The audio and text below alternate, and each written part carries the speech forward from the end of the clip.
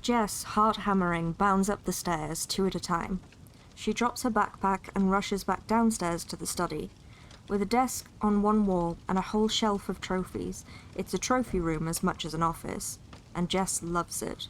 Loves her parents' personalities reflected on the walls, and the knickknacks on the shelves, how it's a mix of her mother's love of bright colours and her father's sorry, there's a lot of door slamming going on, and her father's fastidious organisation. She chuckles at all the static projections from the Gazette, hollows of her parents as Smasher and Shockwave saving the day, and repositions the one of her mother lifting a car. That accidentally activates the news holo clip. Jess takes a moment to watch her mother set the car aside and retrieve an injured cat.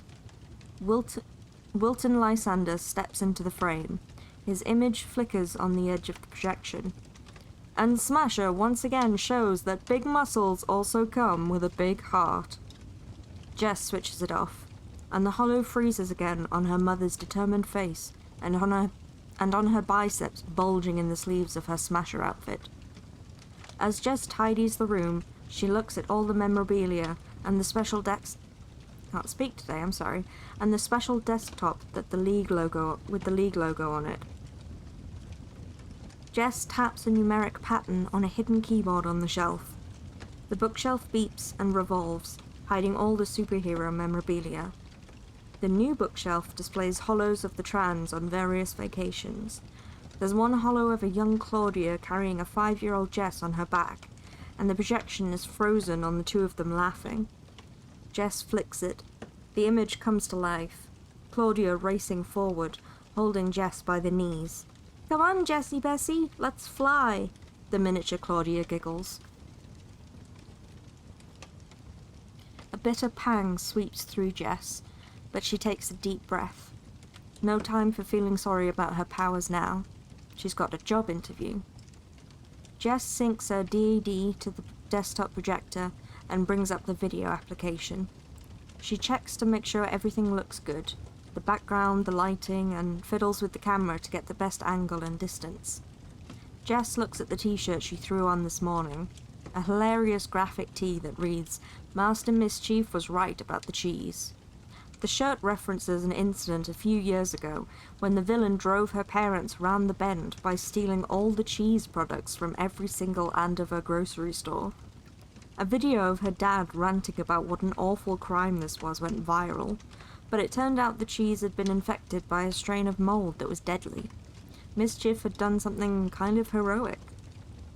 Jess shakes off the thoughts of the weirdness of hero-villain dynamics when the boop beep boop beep sound announces her video call from Monroe Industries. Jess waves at accept call on the display and stands in front of the bookshelf, smiling. "Hello?" The screen is dark. A distorted electronic voice speaks. "Applicant number 87, Jessica Tran. High school junior, no listed talents or extracurricular activities." "Excuse me," Jess says.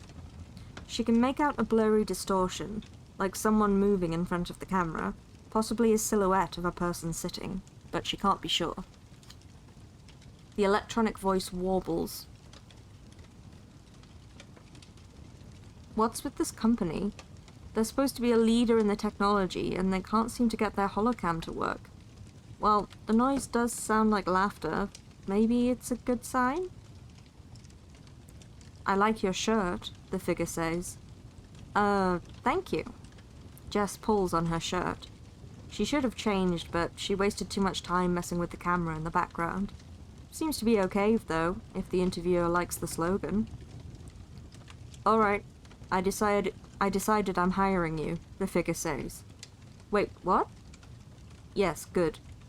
The questions spill out of Jess's mouth. "What's your name? What division will I be working for? Will I get to see the robots? I should tell you, the job description was super vague and that I'm probably not at all qualified to do any technical stuff. I made something explode in chemistry last year."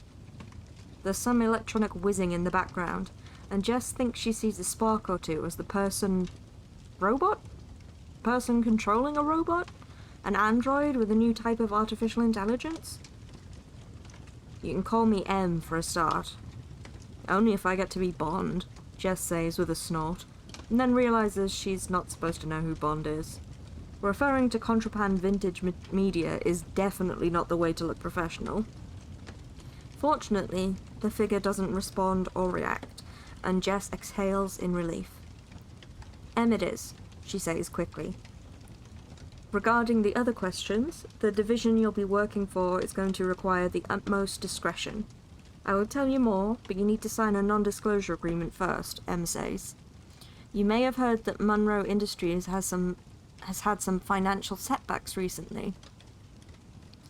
Jess knows some trade weirdness is going on in New Bright City, but mostly the news has been about Captain Orion's recent battle with dynamite. Her mum and dad couldn't stop watching the news hollows for a week, keeping an eye on the ongoing conflict. It was the talk of the town. There was even a running commentary on Captain Orion's outfit and hairstyle and how every day she'd come to the battle with a new look. Is that why you're hiring high school students? Maybe, but you are very qualified. You didn't have any typos in your resume, M says, and you didn't freak out with the...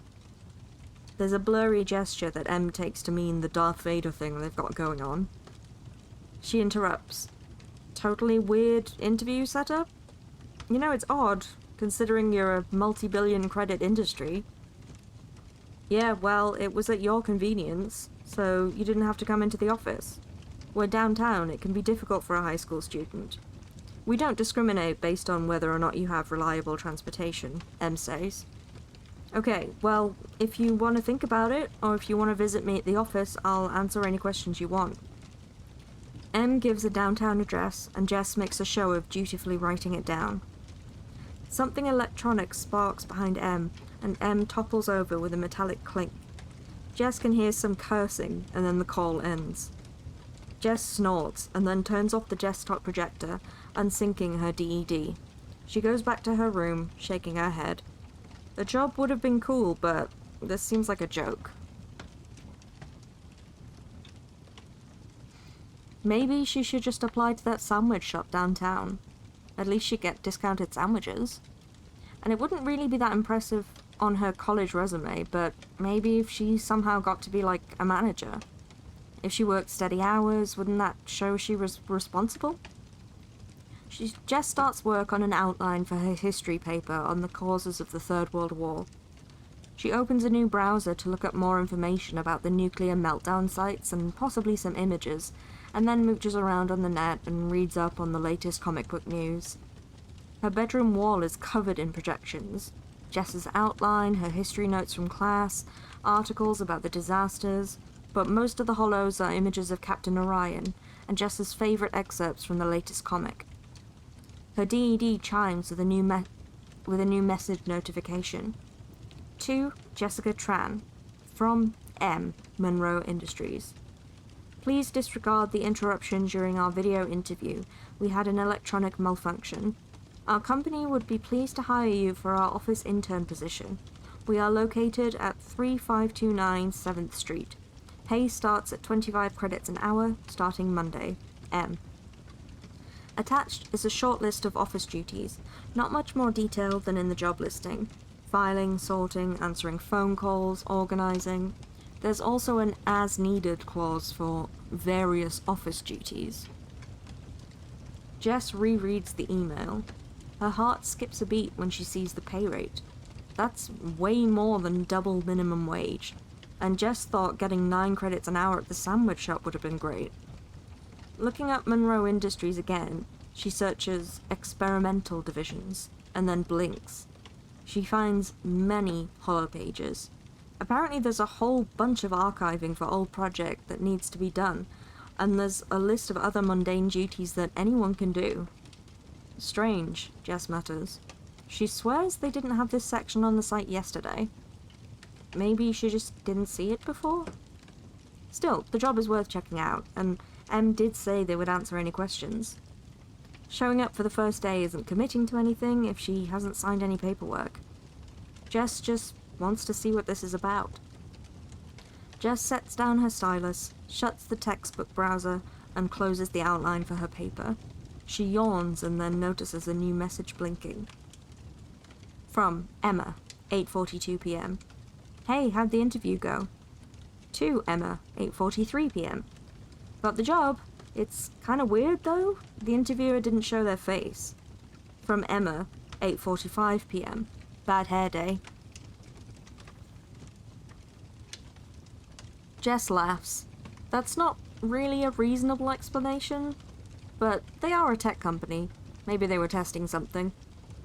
She chats with Emma, and her worry lifts as Emma makes a joke out of the entire thing. She doesn't think it's that weird that the interviewer wasn't visible on the video call. Emma has a good idea about asking Jess's mum to investigate Monroe Industries. Li Hua Chen, now Tran, had been a journalist before she took on real estate as her official cover. Apparently when the Heroes League of Heroes signed her on as Smasher, there were already enough people using journalist as a cover. Jess thinks it was a waste. Her mother's a great writer and definitely still has the investigative chops to figure out if M is using the Monroe Industries as a front.